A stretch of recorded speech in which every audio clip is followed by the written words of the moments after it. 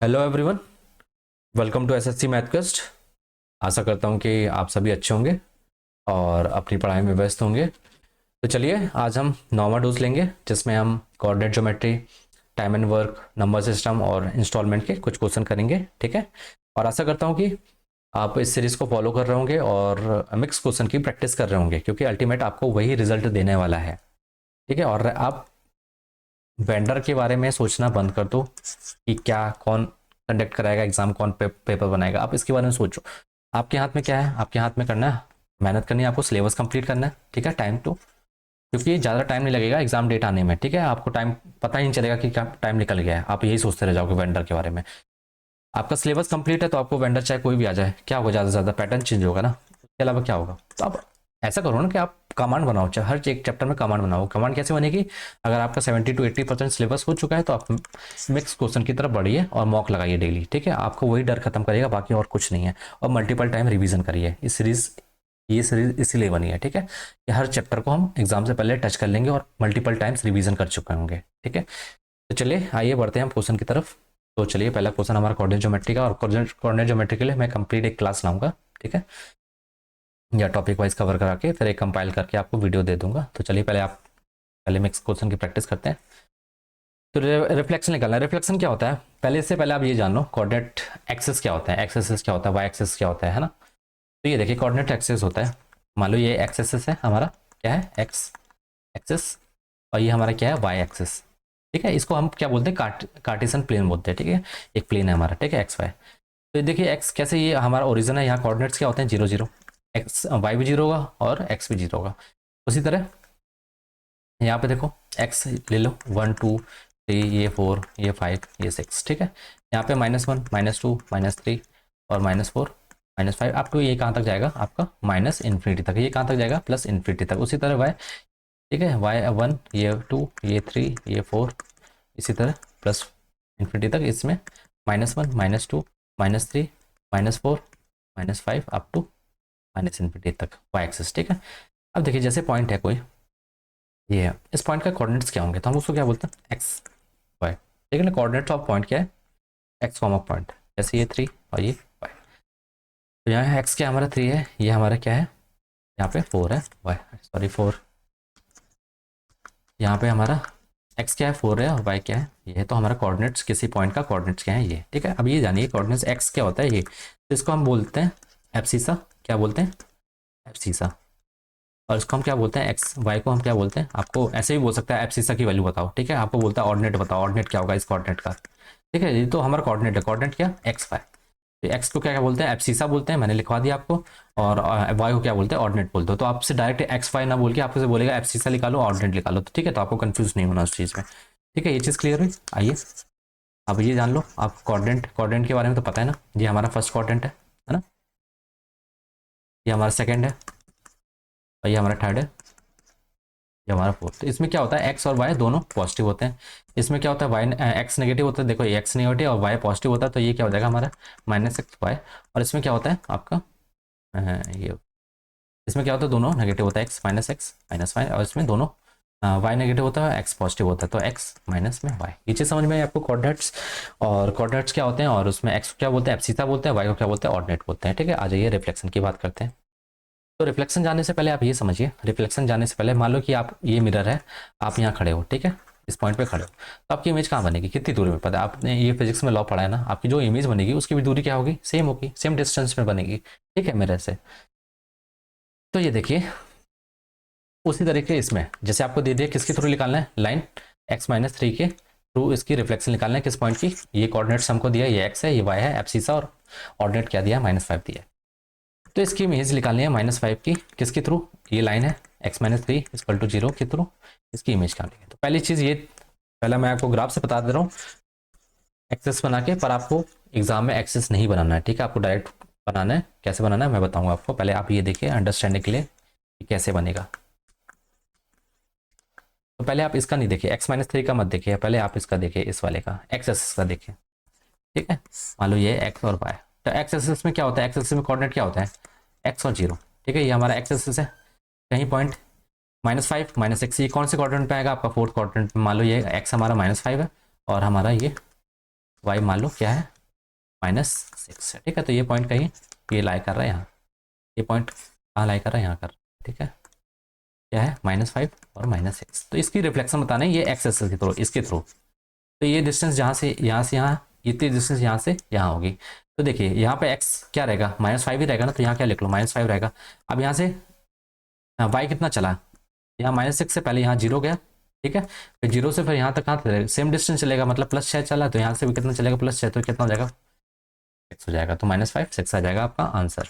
ठीक है, पर आपको एग्जाम में ये डायग्राम नहीं बनाना, क्योंकि आप एक्सेस के लिए बना लोगे, आपको दे देगा कि y = x-3 लाइन के थ्रू बताओ रिफ्लेक्शन। ठीक है, आपको बड़ी से बड़ी इक्वेशन दे देगा, तो फिर पूरा आपके लिए मुश्किल हो जाएगा। ठीक है, तो आपको कैसे निकालना है आइए बताता हूँ। पहले ये चीज़ समझ में आई, जो मिरर है, अगर मान लो किसी पॉइंट के ऑर्डिनेट्स की, मतलब कोऑर्डिनेट की रिफ्लेक्शन निकालना है, तो उतनी दूरी होगी यहाँ से यहाँ तक। ठीक है, ये चीज़ ध्यान रखना। अब आ जाइए क्वेश्चन डायरेक्ट सॉल्व करते हैं। आप हमको निकालना है क्या, -5 -6। ठीक है, ये हमारा क्या है, कोऑर्डिनेट्स है। इसका रिफ्लेक्शन निकालना है किसके थ्रू, एक्स एक्सिस के। एक्स एक्सिस में क्या होता है आपका, एक्स होता है, और वाई क्या होता है हमारा, 0 होता है। ये चीज़ समझ में आई क्यों होता है, एक्स एक्सिस में हमारा एक्स होता है रियल नंबर, और ये हमारा वाई क्या हो जाता है, हमारा 0 हो जाता है। ठीक है, ठीक है, तो इसका रिफ्लेक्शन बताओ। अब ये बताइए, एक्स तो हमारा सेम रहेगा, तो एक्स हमारा सेम रहेगा, तो इसकी -5 जो था यहाँ भी क्या आ जाएगा, -5 आ जाएगा। ये चीज़ समझ में आई, समझ में आया कि नहीं। हम्म हम्म।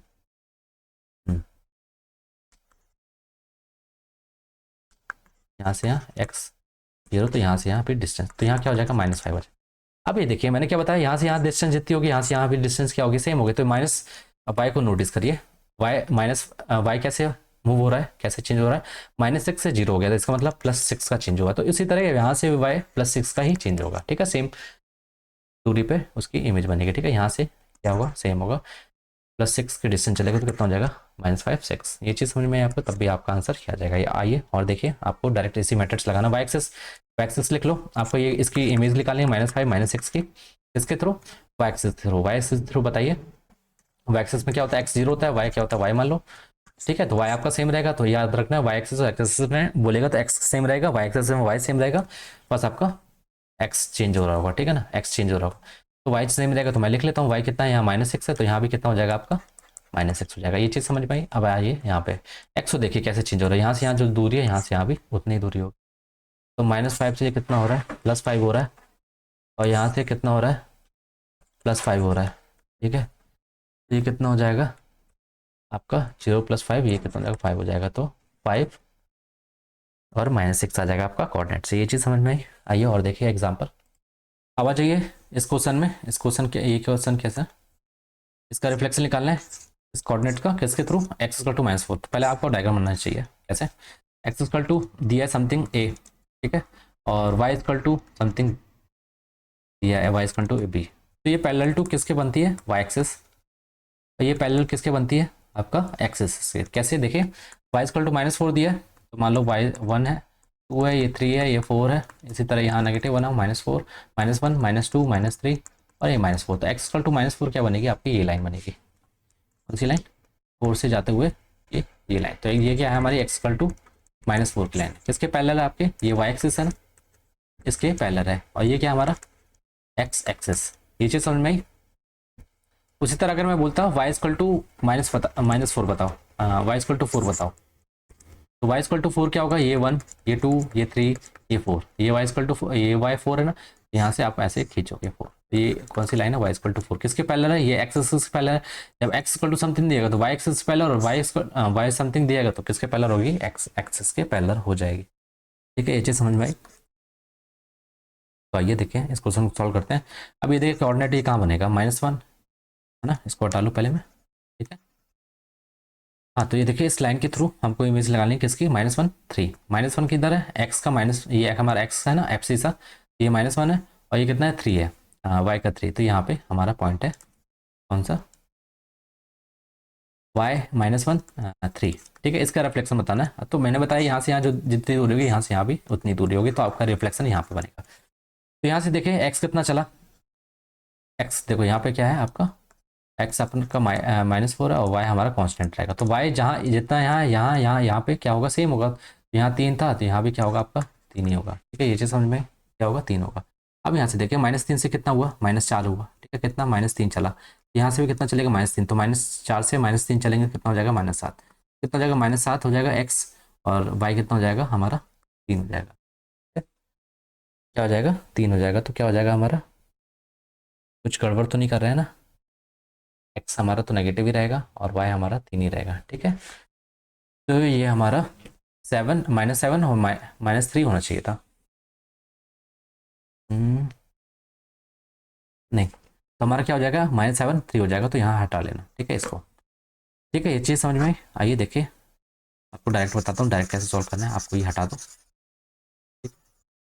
ये तो बस अंडरस्टैंडिंग बताया था कि आपका x equal to something a दिया है तो किसके पैरेलल बनेगी, और y दिया है y सम टू तो किसके पैरेलल बनेगी। अब देखिए इस पॉइंट का रिफ्लेक्शन निकाला है -1 ठीक है, किसके थ्रू, y इक्वल टू -4, तो y इक्वल टू -4 मेरे को y दिया है, पर y तो x दिया है, y नहीं पता तो ये लिख लो, y जितना है यहाँ भी कितना होगा y ही होगा, ठीक है। यहाँ 3 है तो यहाँ भी कितना होगा 3 होगा, ठीक है। यहाँ से -3 यहाँ कितना चला, -3 चला, यहाँ से भी x कितना चलेगा -3 चलेगा, तो -3 चलेगा तो -7 हो जाएगा, तो -7 3 आ जाएगा, ठीक है। माइनस हटा के ये लिख लेना, ये चीज़ समझ में आई आपको? आइए और एग्जांपल देखते हैं और क्लियर होंगे चीज़। इसका बताना है, बताइए ओरिजिन के थ्रू। ओरिजिन के कोऑर्डिनेट क्या होता है, एक्स और वाई, क्या होता है 0 0 होता है। इसके थ्रू रिफ्लेक्शन बताना है किसका, -4 और 5 का, तो बताइए देख लीजिए एक्स कितना चल रहा है, यहाँ भी एक्स को उतना दौड़ा दो, एक्स कितना चला -4 से 0 हो गया, इसका मतलब +4 चला, तो यहाँ से भी +4 चलेगा तो कितना हो जाएगा आपका 4 हो जाएगा, ठीक है। उसी तरह 5 यहाँ से यहाँ कितना चला आपका -5 चला, तभी तो 0 हो गया, 5 में -5 करेंगे तो 0 हो गया। वाई आपका, यहाँ से भी वाई को दौड़ा दो -5, जितना यहाँ से यहाँ वाई चला उतना यहाँ से यहाँ चला, तो 0 से -5 कितना हो जाएगा आपका -5, तो 4 -5, तो आपका आंसर क्या हो जाएगा 4 -5। ये चीज़ क्लियर हुई? आइए, ये नहीं एक और बचा था हमारा स्टार्टिंग में, तो सॉल्व करिए जरा। -1 -5 ऑन द एक्सेस, आप देखो ये लाइन दी है, इस लाइन को मैं क्या ले सकता हूँ, x=3, ये किसके पैरेलल बनेगी, x=3, बताओ कहाँ बनेगा, चलो एग्जाम ग्राफ के थ्रू बना लो। ये एक्स एक्सिस, ये वाई एक्सिस, ठीक है, 1 2 ये 3, ये x=3 है, मैं इसके थ्रू बना दूंगा, ये लाइन खींच दूंगा, ये किसके पैरेलल होगी वाई एक्सिस के, ठीक है। ये हमारा एक्स एक्सिस है, ये लाइन जो है कौन सी है, x=3 है, जिसके पैरेलल है वाई के पैरेलल है। ये चीज़ समझ में आएगी आपको? अब देखिए एक्स तो आपका कांस्टेंट रहेगा 3, वाई का क्या हो जाएगा वाई, ठीक है। इसके कोऑर्डिनेट निकालूँ, x=3 लाइन के कोऑर्डिनेट क्या होगा, तो 3 वाई, बस हो गया काम। अब ये देखो ये पॉइंट कहाँ लाई करेगा, -1 और -3, तो -1 ये एक्स एक्सिस का और वाई एक्सिस का भी -5, तो ये आपका -5 यहाँ पर कहीं लाई कर रहा है, तो ये पॉइंट यहाँ पे आ जाएगा -1 और -5, तो इसकी रिफ्लेक्शन बताना है इस लाइन के थ्रू। तो ये देखिए आपका यहाँ से यहाँ जितना ट्रैवल करेगा उतना यहाँ से यहाँ ये रिफ्लेक्शन जो बनेगी यहाँ से, तो एक्स कितना ट्रैवल कर रहा है, -1 से कितना गया आपका 3 गया, तो कितना चला होगा 4 + 4, एक्स कितना चला +4, है ना। आपका वाई तो सेम होगा क्योंकि यहाँ पे क्या है एक्स, इसके x=3 के कोऑर्डिनेट क्या है 3, वाई, तो वाई, ठीक है। तो यहाँ पे आपका क्या हो जाएगा, वाई तो आपका 5 ही रहेगा, बस आपको क्या निकालना है एक्स का निकालना है, ये आपका 5 रहेगा, ठीक है, ठीक है। यहाँ क्योंकि यहाँ 5 है, यहाँ 5 रहेगा, यहाँ भी 5 रहेगा, वाई एक्स देखिए माइनस यहाँ +4 हो गया, तो यहाँ से भी +4 कर दो, तो +4 कितना हो जाएगा 7 हो जाएगा, 7 5 हो जाएगा, तो 7 5 -7 होगा, -7 नहीं होगा +7 होगा, ठीक है। गड़बड़ तो नहीं कर रहे ना, सॉरी, यहाँ -5 है ना, तो ये y क्या होगा हमारा -5, ठीक है, तो 7 -5, ये चीज़ समझ में आई? तो ये हमारा आंसर होगा, ये चीज़ समझ, जैसे मैंने लिखा इस लाइन का डायरेक्ट कोऑर्डिनेट्स लिख लो, क्या हो जाएगा x3 या y को सेम रहे, ठीक है, y हमारा y हो जाएगा, ठीक है, x हमारा कांस्टेंट रहेगा, इसका रिफ्लेक्शन लेना -1 और -5, इसका कोऑर्डिनेट का रिफ्लेक्शन निकालना, तो कितना हो जाएगा देखो x कितना चल रहा है, ये आपका 3 है, यहाँ से कितना चला होगा +4 होगा तभी तो 3 हुआ है ना, तो यहाँ से भी +4 चलाओ कितना हो जाएगा 7 हो जाएगा, ठीक है। उसी तरह -5 आपका यह y, तो y क्या आपका सेम ही होगा, यहाँ भी y, यहाँ भी y और यहाँ भी y सेम होगा, तो क्या हो जाएगा -5, तो ये चीज़ समझ में आई 7 -5, ठीक है। चलिए नेक्स्ट क्वेश्चन की तरफ बढ़ते हैं। तो ये था हमारा कोऑर्डिनेट रिफ्लेक्शन का पूरा कॉन्सेप्ट, आशा करता हूँ ये चीज़ समझ में आई होगी आपको। रिफ्लेक्शन कैसे निकालना है, किसी के थ्रू निकालना हो, चाहे एक्स एक्सिस बोलो, चाहे लाइन के थ्रू बोले, चाहे किसी के थ्रू बोले, आप आराम से निकाल सकते हो, ठीक। तो चलिए मूव करते हैं नेक्स्ट क्वेश्चन की तरफ। तो हमारा ये क्वेश्चन है नंबर सिस्टम का। तो देखिए क्या बोला है, the number obtained by interchanging the digit of 2 digit number is lesser than the original number कितना से 54 से, if the sum of the 2 digit number is कितना दिया है 12, then what is the original number बताना है। तो इससे पहले आइए जान लेते हैं कॉन्सेप्ट क्या है। देखिए 2 डिजिट नंबर और 3 डिजिट नंबर के बारे में जानेंगे, ठीक है। तो देखिए इंटरचेंज करने पे क्या होता है, जैसे एक नंबर लेता हूँ 64, ठीक है, 2 डिजिट नंबर लिया, इसको मैं कैसे लिखता हूँ 60+4, या फिर ये या फिर 10 × 6+4, ठीक है। उसी तरीके से एक एक्स है, ए बी, 2 डिजिट नंबर है ए बी, तो इसको कैसे लिखूंगा 10a+b। अगर मैं इंटरचेंज कर दूं, मतलब ए को बी को पहले लिख दूं, ए को बाद में, तब क्या होगा 10b प्लस में ए हो जाएगा। ये चीज़ समझ में आई, ए प्लस बी और बाद में 10b प्लस ए हो जाएगा, ठीक है। अब मैं इन दोनों को सब्ट्रैक्ट कर दूं, दोनों नंबर को, मान लो एक्स, और इंटरचेंज करने के बाद 2 नंबर होंगे, तो ये क्या होगा, दोनों को माइनस करो, कितना होगा आपका 10a - a कितना हो जाएगा 9 हो जाएगा, और ये माइनस माइनस ये क्या है 10b और प्लस बी है, तो क्या हो जाएगा -9b। तो यहाँ से क्या आ जाएगा 9a - b, मॉड में लिखना है, ठीक है, आपको पॉजिटिव साइन होना चाहिए। तो यहाँ से आपको क्या पता चला कि जब भी हम नंबर है कोई 2 डिजिट नंबर है, उसको इंटरचेंज करते हैं तो उनका जो डिफरेंस होता है ना, 9 का मल्टीपल आता है उन डिजिट का, जो डिफरेंस होता है उनका 9 टाइम्स होता है, ठीक है। उसी तरह से अगर मैं x प्लस एक्स टेस्ट निकालूँ, तो x क्या है हमारा ए बी है, ए बी क्या है 10a+b, और इंटरचेंज करने के बाद क्या आया 10b+a। तो यहाँ से मैं इनको ऐड कर दूँ, कितना हो जाएगा 10a और प्लस 10a+ ये कितना हो जाएगा 11 हो जाएगा, और 10 इसी तरह 11 भी हो जाएगा, तो क्या हो जाएगा 11a + 11b। यहाँ से क्या आ जाएगा अब 11a + 11b, इसको 11 टाइम्स ऑफ a + b। ये चीज़ समझ में आई। तो जब भी याद रखना, उनका सम करते हो नंबर, उसका इंटरचेंज 2 डिजिट नंबर की बात कर रहा हूँ, ठीक है। तो उनका क्या हो जाएगा सम डिजिट जो भी होंगे उनका सम करके कितना टाइम्स 11 टाइम्स, ठीक है। उसी तरह अगर 3 डिजिट देखोगे, जैसे 676 कैसे लिखूंगा 600 पहले लिखूंगा, फिर 70 लिखूंगा, फिर 6 लिखूंगा, फिर उसी तरह 6 × s, इसको क्या लिखूंगा, ये टेंस प्लेस है, ये सॉरी 100 प्लेस है, ये टेंस प्लेस है, ये क्या है यूनिट रेट, जैसे इसमें क्या है अपना यूनिट प्लेस है, और ये हमारा कौन सा है टेंस प्लेस है। उसी तरह ये यूनिट, ये टेंस, ये हमारा 100, तो 100 × 6 पर प्लस 10 × 7 और प्लस में 6, तो इस तरह इसको कैसे लिखूंगा 100, यहाँ लिखिए एक्स को कैसे लिखूंगा 100a + 10b + c, ठीक है। उसी तरह का अगर मैं इंटरचेंज कर दूं, इंटरचेंज मतलब CBA, डिजिट को इंटरचेंज कर दिया, तो क्या हो गया आपका 100 + 100c हो जाएगा, और 10b हो जाएगा, b तो बीच में रहेगा और a लास्ट में जाएगा। अगर मुझे x - y निकालना है, ठीक है, 3 डिजिट का, दोनों नंबर का इंटरचेंज करने के बाद, तो ये माइनस करोगे कितना हो जाएगा, तो ये तो कट जाएगा b वाला, माइनस ये देखो 100a - a कितना हो जाएगा आपका 99a हो जाएगा, और उसका सी का कितना हो जाएगा -99 सी हो जाएगा। तो यहाँ से क्या हो जाएगा 99 कॉमन निकालो, यहाँ से क्या हो जाएगा a - a का ब्रैकेट में निकालो पॉजिटिव। यहाँ से देखिए डिफरेंस कितना a और c का मल्टीपल कितना होगा 99 का मल्टीपल होगा, ठीक है। ये चीज़ आइए क्वेश्चन के थ्रू जानेंगे कैसे यूज़ करना है। क्वेश्चन नहीं है, पहले था the number obtained by interchanging, ठीक है। एक्स नंबर था जो कि हमारा ए बी था, एक दूसरा नंबर एक्स टेस्ट जो कि हमारा क्या इंटरचेंज करने के बाद बना बी ए, ठीक है। तो उनका डिफरेंस कितना दिया ए बी माइनस में बी ए, तो कितना हो गया 54 हो गया। अब मैंने बताया ए बी और बी ए एक्स, और यही तो है ना एक्स में ए बी दिया था, और एक्स टेस्ट इंटरचेंज करने के बाद क्या बी ए बन गया, तो एक्स माइनस डैश क्या होगा, तो ये दिया है, मुझे पता है ये किसका है, इक्वल टू क्या होता है 9 टाइम्स ऑफ a - b, ठीक है। या तो मैं डायरेक्ट बोल दूँ कि इसको 9 × 9 का मल्टीपल निकालो 6, तो यहाँ से क्या पता चला कि ये जो 6 होगा तो a - b इक्वल टू क्या हो जाएगा 6 हो जाएगा। या तो नहीं समझ में आ रहा है, तो आप ये देखिए इसको कैसे लिखते हैं, x माइनस ये इंटरचेंज करने के बाद दोनों को माइनस किया, गैप कर देंगे 56, तो इसको मैं कैसे लिखूंगा 10a प्लस में b minus of 10b plus में a, ठीक है। इस तरीके से लिखा, मैंने बताया आपको। यहाँ से जब खोलेंगे तो क्या आ जाएगा 9a और माइनस में 9b, तो यहाँ से क्या आ जाएगा इक्वल टू 54, तो 9 कॉमन निकालेंगे तो a - b की वैल्यू कितनी 54, a - b की वैल्यू कितनी आ जाएगी आपकी, यहाँ से 54 है 9 6 आ जाएगी, तो a - b की वैल्यू कितनी आएगी 6 हो गई, और आपको दिया है सम ऑफ 2 डिजिट, मतलब a और a + b का वैल्यू दिया है कितना 12 दिया है। तो यहाँ से बताना है a और b का ओरिजिनल नंबर बताना, ठीक है। ओरिजिनल नंबर बताना, तो a और b की वैल्यू निकाल लो, तो a की वैल्यू कैसे निकालेंगे, इसका सम 6 + 12 का सम अपॉन में 2 कर दो, तो कितना हो जाएगा आपका 9 आ जाएगा, और b की वैल्यू निकालनी है तो इन दोनों का डिफरेंस निकालो, कितना हो जाएगा 12 6 जो भी है 12 - 6 अपॉन में 2, कितना हो जाएगा आपका 6, और ये 3 आ जाएगा।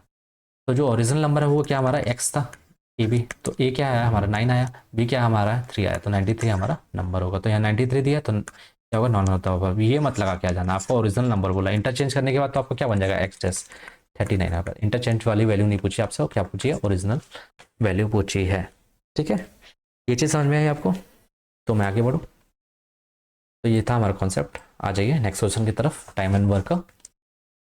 अभी क्या बोला, ए कैन कंप्लीट अ प्रोजेक्ट किसने, 20 दिन में, बी कितने में, सेम प्रोजेक्ट कितने दिन में कंप्लीट करता है, 30 दिन में।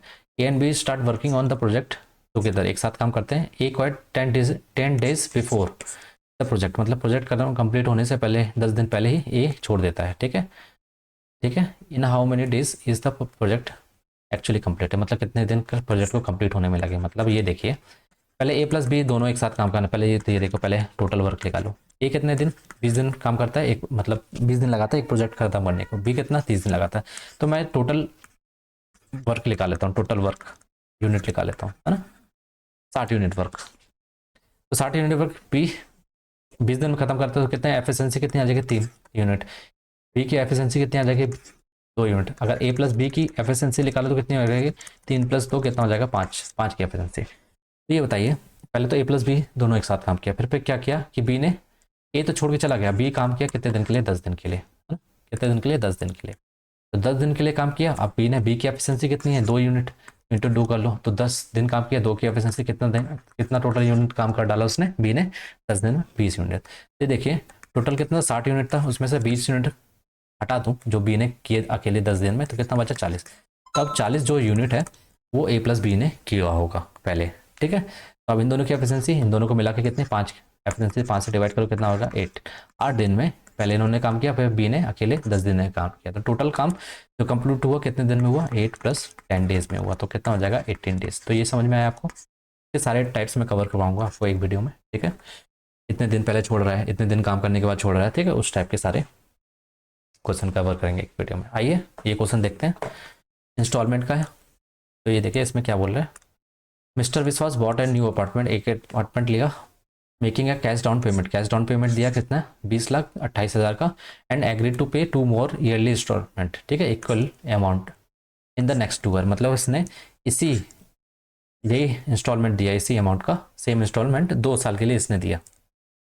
ठीक है, if the rate of interest कितना दिया उसने, रेट ऑफ इंटरेस्ट कितना दिया आपको, 4% दिया, compound annually, what is the price of the apartment, price. तो ये देखिए प्राइस क्या होगा अपार्टमेंट, पहले तो उसने कैश दिया, बचा ड्यू अमाउंट, ड्यू अमाउंट उसने 2 साल इंस्टॉलमेंट पे दिया, इक्वल इंस्टॉलमेंट, जो कि थी कितनी इंस्टॉलमेंट, सेम अमाउंट, जितना उसने कैश दिया था उतना ही इंस्टॉलमेंट बनी, कितनी, 2 साल के लिए। तो ड्यू अमाउंट, तो ड्यू अमाउंट कैसे निकालोगे, पहले तो वो जानना, है ना, ड्यू अमाउंट लिया ना, पहले कैश डाउन किया, बाकी इंस्टॉलमेंट में पे किया ड्यू अमाउंट को। तो आइए देखते हैं, पहले रेट परसेंट देखो कितना है, 4%, 4% में क्या ले सकता हूँ, 25, 1/25।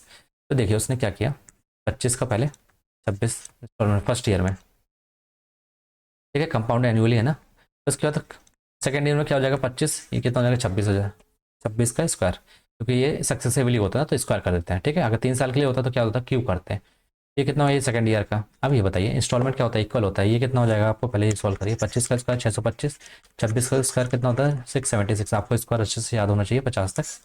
अब ये देखिए इंस्टॉलमेंट क्या होता है, ये आपकी इंस्टॉलमेंट है, यहाँ देखिए इंस्टॉलमेंट 676, यहाँ 26 है, तो इक्वल होती है इंस्टॉलमेंट, क्या होती है, इक्वल होती है। तो यहाँ भी आप क्या करोगे, 26 से इंटू कर लोगे, क्या करोगे, 26 से इंटू करोगे, तो यहाँ भी 26 से इंटू करोगे, है ना। तो ये कितना हो जाएगा आपका, 26 से इंटू करोगे तो 676, इससे इंटू करोगे तो कैसे लिखोगे, 25 टाइम जाएगा, 26 25 है, एक टाइम और कितना हो जाएगा, 620, आपका 650 हो जाएगा। ठीक, फर्स्ट ईयर में मिलता है, सेकंड में मिलता है, ये चीज़ समझ में। तो क्योंकि हमको इंस्टॉलमेंट क्या बनाना होता है, सेम। तो ये हमारे ईच इंस्टॉलमेंट है कितने की, 676 यूनिट की है, पर हमको इंस्टॉलमेंट कितनी पे किया है हमने, ईच इंस्टॉलमेंट की वैल्यू दी है 2028,000। ये चीज़ समझ में आई, ईच इंस्टॉलमेंट कितनी की पे की है उसने, इसने 20,28,000 की। अब जो अमाउंट है ना टोटल ड्यू अमाउंट, वो ये है हमारा, इन दोनों को मिला के 5, 5 2 7 और 6 6 12। ठीक है, तो उसने इसकी इतनी वैल्यू दी है, तो हम इसकी 12 इसकी वैल्यू निकालेंगे, कैसे निकालेंगे, तो 20,000 28,000, 20,28,000 अपॉन में क्या निकालूंगा, 676 की वैल्यू तो हमको निकालनी है 12 करके। तो यहाँ से देखिए आप कैसे कटेगा, ये देखो 3 टाइम्स जा रहा है, ठीक है, तो ये पूरा आपका कितना होगा, 3000 हो जाएगा। ये चीज़ समझ में। अब इसका इंटू कर लो, तो कितना हो जाएगा, 0 0 0, 3 से इंटू करोगे, 5 या 15, 1 7 21 22, और 1 3 2 6 2 8, और 1 3 1 3। तो ये आपका आ गया क्या, ड्यू अमाउंट, क्या आ गया ड्यू अमाउंट, बस प्राइस निकाल लो। प्राइस इक्वल टू क्या होगा आपका, आपका जितना कैश पे किया था और साथ में ड्यू। कैश कितना पे किया था पहले, इतना कैश डाउन, कैश पेमेंट कितना किया था 202 ये 1000 में, और ड्यू अमाउंट कितना आया आपका 382500। तो ये जीरो जीरो जीरो 8 1 13 1 5 8 और ये 5 585300। तो आपका आंसर क्या हो जाएगा जी वाला। ठीक है, समझ में है आपको। तो इस तरीके से आपको इंस्टॉलमेंट सॉल्व करना है। आ जाइए नेक्स्ट क्वेश्चन के। अब ये क्वेश्चन कैसे करना है ये देखिए, ये बस एक लास्ट क्वेश्चन है। तो इसने क्या बोला, सर्कुलर वेल ऑफ डायमीटर कितना दिया 1.12 मीटर वॉज डिग डग, मतलब उसको खोदा गया in a circular land of diameter कितना दिया, इतना दिया। मतलब एक सर्कुलर लैंड थी, इसका डायमीटर कितना दिया है सर्कुलर लैंड का, आपका 2.6। तो रेडियस कितनी हो जाएगी ये बताइए, इसका रेडियस कितना हो जाएगा R1 1.3 हो जाएगा। ठीक है, क्या हो जाएगा इसकी रेडियस R1 1.3 मीटर। अब ये बोला है कि उसने एक कुआं खोदा है, वेल एक कुआं खोला है जिसकी डायमीटर कितनी दी है 1.2, तो इसकी रेडियस कितनी हो जाएगी 0.6। तो इसकी रेडियस कितनी हो जाएगी, तो मैं इसको R2 दे देता हूँ 0.6 मीटर। अब उसने क्या किया, the mud was removed by digging the well was evenly spread on the rest of the land. मतलब उसने, अब देखो कुआं खोदा होगा, कुआं खोदेंगे तो भाई इसकी मिट्टी तो निकलेगी ना अंदर से, तो उसको क्या किया, उसको इक्वली मतलब इवनली मतलब हर जगह सेम लेवल पे ने ऐसे फैला दी पूरे ग्राउंड में। और ग्राउंड कैसा हमारा सर्कुलर है, तो उसने बोला है कि if the level of the ground raise by 3, अब भाई मिट्टी जमा होता है, कुआं से मिट्टी निकालते गए तो डालते गए ग्राउंड में, तो भाई ग्राउंड का लेवल तो बढ़ जाएगा ना। ग्राउंड का लेवल कितने से बढ़ गया 3 मीटर से बढ़ गया, उठ गया मतलब। Find the volume of the mud taken out, mud का वॉल्यूम निकालना। तो देखिए पहले मड कहाँ कहाँ, ये है ना मड, तो मड का एरिया निकाल लो, फिर उसमें हाइट क्या कर देंगे इंटू एच कर देंगे। तो एरिया ऑफ मड का निकालो कितना होगा, तो एरिया ऑफ ग्राउंड, क्या एरिया ऑफ ग्राउंड, हाँ सर्कुलर ग्राउंड, माइनस में एरिया ऑफ किसका, माइनस करेंगे एरिया ऑफ वेल का, किसका कुएं का। समझ में आ रहा है। तो एरिया ग्राउंड कितना होगा पाई R1 स्क्वायर, इसका कितना होगा वेल का पाई R2 का स्क्वायर। तो पाई कॉमन निकालो, तो R1 का स्क्वायर माइनस R2 का स्क्वायर। ये कितना दिया R1 कितना दिया आपका 1.3, 1.3 का स्क्वायर, R2 कितना दिया है 0.6 का स्क्वायर। ठीक है, अब तो ये एरिया आ गया। अब पर आपको क्या निकालना है, वॉल्यूम निकालना है। तो वॉल्यूम के लिए क्या करना पड़ेगा आपको, वॉल्यूम के लिए क्या करना पड़ेगा, पाई ये तो दिया, तो पाई को आप लिख लो कितना 22/7, ये ए स्क्वायर माइनस बी स्क्वायर, ये कितना हो जाएगा ए माइनस बी, और ये कितना हो जाएगा ए प्लस बी। बस यहाँ से लिख लो 1.3 प्लस 0.6 कितना होगा हमारा 1.9। ठीक है, इनटू में प्लस कर माइनस करेंगे तो कितना आएगा 0.7 आएगा। ठीक है, इनटू में। अब वॉल्यूम निकालना है तो आपको कितने हाइट तक इंक्रीज करना पड़ेगा, 3 हाइट तक, मतलब 3 हाइट तक इंक्रीज हुआ तो इंटू में 3 कर दो। यहाँ से ये 0 हटा दो, यहाँ 0 लगा दो, ये 7 से ये 7 हटा दो, तो बचेगा क्या आपका 22 और 19 3 से कितना हो जाएगा आपका, ये अपॉन में 157। तो इसको सॉल्व करिए, पहले 2 से इंटू कर लो तो कितना हो जाएगा 7 दूनी 14 5 10 11 हो जाएगा, इंटू में 11, तो 11 से इंटू करना आसान है, कितना 4। देखो लास्ट टाइम, फिर 4+1 करो कितना हो जाएगा 5 हो जाएगा, फिर 1+1 2 हो जाएगा, फिर 1, तो अपॉन में 100 कर लो। ठीक है, तो ये कितना हो जाएगा 12.54। तो हमारा आंसर कितना हो जाएगा, इतना वॉल्यूम हो जाएगा, मीटर क्यूब लिख लेना। ठीक है, समझ में आया ये चीज़। चलिए आगे बढ़ते हैं, ये हमारा लास्ट क्वेश्चन है। अब देखिए यहाँ क्या दिया है, साइन समथिंग दिया है, कॉस समथिंग दिया है। आपको ये चीज़ पता होगी, जब भी A plus B equal to 90 degree, इसका मतलब साइन ए और साइन कॉस बी क्या हो जाएंगे, इक्वल हो जाएंगे। ठीक है, उसी तरह ये दिया है तो आपको क्या हो जाएगा a+b इक्वल टू 90 डिग्री आएगा, वाइस वर्सा है। ठीक है, ये चीज़ याद रखिए। तो आपको क्या दिया है, sine 2x minus 20 equal to cos 2y plus 20। का मतलब क्या होगा, ये क्या इम्प्लाई करेगा कि ये वाला इसका सम दोनों का क्या होगा इक्वल टू 90। तो 2x minus 20 degree equal plus 2y plus 20 degree.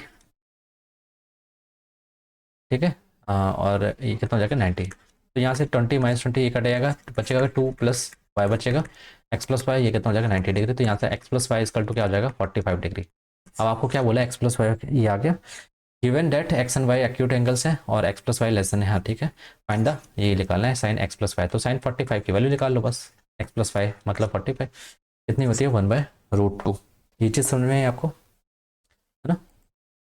तो ये थे हमारे आज के क्वेश्चन। तो आशा करता हूँ कि आपको बहुत सारी चीज़ें जानने को मिली होंगी इस वीडियो के। तो इस तरीके से आपको क्या करना है, मिक्स क्वेश्चन की प्रैक्टिस करिए, खुद से करिए, वीडियो देख रहा तो उससे प्रैक्टिस करिए, है ना। एग्जाम्स जब तक डेट नहीं आती तब तक हम करते रहेंगे, और सारे टॉपिक को इसी तरीके से, सारे चैप्टर को हम टच कर चुके होंगे अच्छी तरीके से, और मल्टीपल टाइम रिवीजन कर चुके होंगे, ठीक है ना। तो आशा करता हूँ कि आपको वीडियो पसंद आई होगी, यूज़फुल लगी होगी, है ना। तो अगर लगी होगी तो आप लोगों तक शेयर करिए, और साथ ही साथ में लाइक करिए इस वीडियो को, है ना। तो चलिए मिलते हैं नेक्स्ट वीडियो में, नेक्स्ट कॉन्सेप्ट के साथ, नेक्स्ट डोज के साथ, है ना। तब तक आप प्रैक्टिस करते रहिए, और वेंडर के बारे में मत सोचिए, आप अपने ऊपर कॉन्फिडेंट रखिए कि आप चीज़ें कर सकते हैं। सिलेबस कंप्लीट करने पे फोकस रखो, और प्रैक्टिस करने पे मॉक लगाते रहो, ठीक है ना, डेली बेसिस पे, या जैसे आपको कंफर्टेबल लगे उस हिसाब से। तो चलिए, till then bye, take care.